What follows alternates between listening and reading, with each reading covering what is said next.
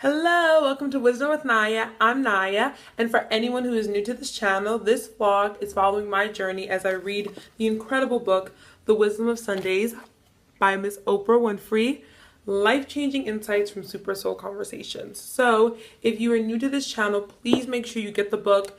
You can get it on Amazon, you can get it in Barnes & Noble. I walked right into the store because I was so excited about it. So get the book, and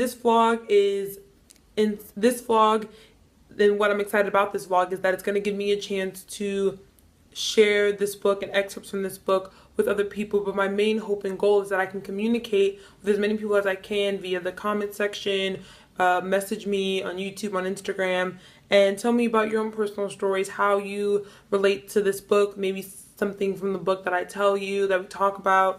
I really just want to be able to have deeper conversations with other people about their own personal journey and see how we can use this book to help each other come to find our true purpose in life and what our true mission on this world is. And that's why I love the book so much. It's very, very rooted in self-love and appreciating who you are and finding your purpose. And I think that we're all on this earth for such a short amount of time, and in that time we have to focus on ourselves. We have to focus on how to be the best versions of ourselves.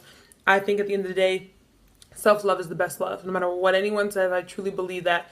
And your relationships with your boyfriend, your girlfriend, your mom, your dad, your sister, your brother, your kids, all of those other relationships are bonuses to the main relationship which is with yourself. Because think about it, if you are not whole, if you don't feed what you love, your passions, your goals, your dreams, then you don't have anything to give anyone else. And I think of it as this bucket is what I was once used.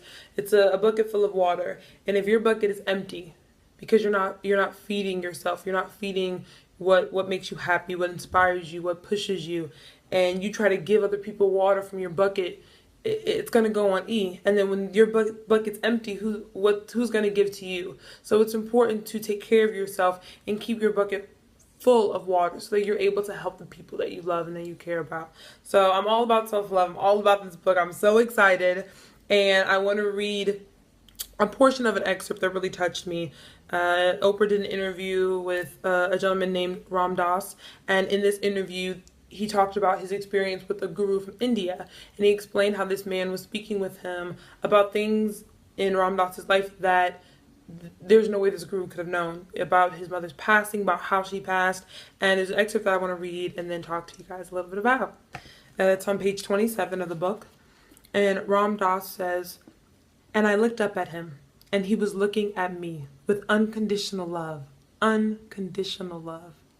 He was loving me totally. It had never happened before. People love you because you're a good boy, and you're a good friend. And he was loving me. All of me. All the stuff of me that I never wanted anybody to know." And Oprah responds, "Right. That's what everybody fears. If you really knew me. If you really knew me, you wouldn't love me."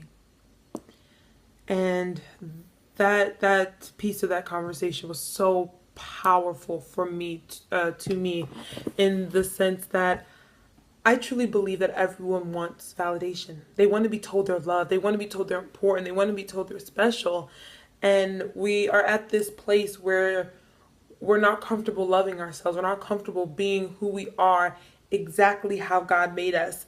And I love social media. I think it's a powerful medium. I use it to promote my vlog. I'm all about Instagram. But I love it. I think it has such a powerful, powerful message. But also, we're in this age, especially my generation, where we're so consumed in the filters. We're so consumed in changing ourselves and altering who we are. And I don't think there's anything wrong with that. But I think it's important that you accept who you are first, that you are okay in your own skin, because we're so easy to swipe and make a filter or change who we are. And I think a lot of that deep down has to do with that wanting to be loved. And we're so afraid that if we truly are who we are, that we won't be loved. And that's something that really breaks my heart, because I think that everyone is special in their own way. And I think that everyone has something unique to themselves. And if we get to a place where everyone is just a watered down version of another person, if we're not original, if you don't embrace your differences, then the love that you get, the love that you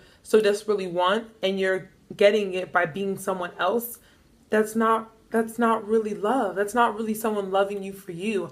I think when you're your authentic self, when you live in your truth, you will get the right people to love you. The people who are meant to be in your life, who will support you. Those are the people you want to love you. But if you're an altered version, if you aren't comfortable in who you are and you add all these different filters and you don't, stand up tall or things of that nature, then the people who are loving you, they're not loving you for who you are. And I think it goes back to what, Oprah said, is that everybody fears, if you really knew me, you wouldn't love me. And I just want to like grab people and tell them like, no, I would. I would love you. You being exactly who you are, that's what's lovable. You being able to trust that you're enough and not feel like you have to be someone else. Because at the end of the day, we are all different. We are all unique, and no one is us. No one can be you better than you. And I always say, the best person, the only person you should try to be better than is the person you were yesterday. Because we're so easy to compare ourselves to other people. I want to look like her. I want to look like this person. I want this car. I want this money. And we're so quick to do that. And I think the only person you should truly try to be better than is who you were yesterday. Because there's no point in comparing yourself to other people in such a detailed way, because you're not them. They're living a different journey, and you have to accept you, and you have to try to every day be better than who you were yesterday, because the only person that you're in this race with is yourself. You got to be better. You got to do better. And I think that we have to remember that we have to love ourselves. We have to love ourselves and embrace who we are, and embrace all of our flaws, all of our strides and our differences. And to just put it on a personal level, for me, I'm 6'3". You cannot tell as I sit in this chair, but I am 6'3". I am very, very tall, and I was bullied a lot growing up in middle school, elementary school. People called me fat. They called me four-eyed. They called me big, giant, Sasquatch. Kids aren't always nice. And yeah, they called me a lot of names, and it was very detrimental to my self-esteem and loving myself. And I tried to hide even my height. When I would be in pictures of people who were, shorter than me, kind of crouched down, and, I was really afraid to wear heels. I just didn't love who I was. And when you're a child, those are your formative years. Those are the years where you're really figuring out when you're slowly starting to figure out who you are and how to love yourself. And when someone's telling you you're fat, you're not cute, you're ugly, like that does not help. It does not help. And so it took me a long time. And I think confidence is something that you don't just wake up and you have it. And I don't think it's something that stays with you every day. I think it's something that you have to constantly work on. You have to constantly remind yourself that you are enough. You have to constantly remind yourself that that fear of, if people knew me, they wouldn't love me, that fear cannot live within you. You have to let that go. You have to know that you're enough. And I'm telling this to every single person who is watching this video. You are enough. You are enough. And whatever you want to do in your life, you go after it. And you know that you can do it no matter what. And don't let anyone tell you that you need to be this or you need to be that. You need to be you. And you need to know that the right people will love you for you. You don't want people in your life who aren't going to love you for being authentic, who aren't going to love you for standing in your truth, because people like that, we do not need them. Our life is already unpredictable in the sense we don't know how long we're going to be here. I have experienced a lot of loss in my life from a very young age, and it makes you, and in my experience, it just made me realize I don't know when my next day will be. I don't know what tomorrow holds. All I know is that I have to try my best to live up to my truest potential, to be comfortable in my own skin, because this is the only skin we have, y'all. This is it. You don't get to jump into different skins in this world, in this lifetime. We live in this skin, and we have to love it. We have to nurture it. We have to find a way to embrace it and be comfortable in it. And to just kind of go back again to what I was saying, Oprah's response to Ram Dass's comment, again, is that if you really knew me, you wouldn't love me. If you really knew me, you wouldn't love me. Love yourself. Be good to yourself. Surround yourself with people who will be good to you, who will nurture you, who will find ways to bring out the light in you. And please don't misconstrue that with yes people. I don't think you need to surround yourself with people who are going to say, you're beautiful, you're great, you're this. No, I'm saying you need to surround yourself with people who want to make you better, who are in the relationship with you, whether it's romantic, platonic, family, whatever that friendship relationship is, want to see you succeed, want to see you win. Those are the people you surround yourself. You surround yourself with people who are going to love you for being you. You be authentic, you be yourself, and you live in your truth. And you stand up tall. If you're 6'3", no matter how tall you are, you stand in it, darling. You stand and you be proud and you be happy and you share that message. And with this vlog, I want people, when they hear this, to what you're hearing here, share it with the world. Tell someone that they're enough. That's all we need to hear, that you're enough. You don't have to be some watered down version of someone else. You got to be you, because at the end of the day, that's all you have. Be you. Be strong. Be proud. Be tall. Be short.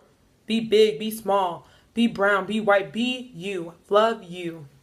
And yeah, so that was the excerpt. Again, it was from page 27, Oprah's conversation with Ram Dass. So yeah, so that concludes my second vlog post. I'm super excited. I really hope you guys enjoyed this. I hope you got the message of loving yourself and not letting the fear of people not loving you, and not letting the fear of if someone knew who you really were, they wouldn't love you, hold you back. Be who you are, love who you are, and the right people will love you. And those are the people we surround ourselves with.